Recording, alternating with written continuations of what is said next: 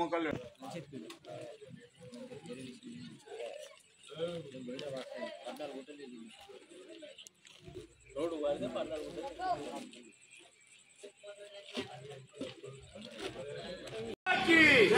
జై జవాన్ జై జవాన్ జై జవాన్ జై కిసాన్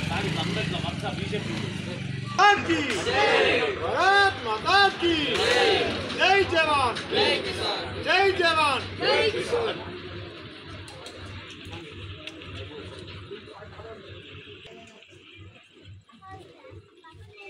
जय जवान जय किसान जय जवान जय किसान जय जवान जय किसान भारत माता की जय भारत माता की जय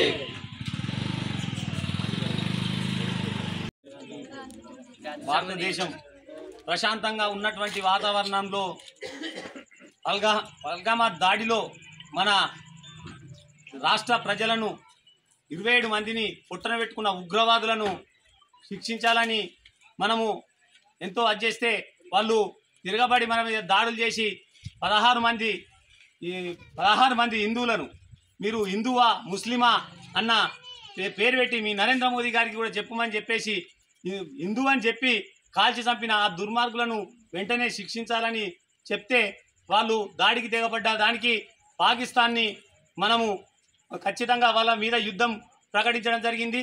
ఈరోజు శంకర్ నాయక్ అనే మురళీ నాయక్ అనే జవాన్ మృతి చెందడం జరిగింది।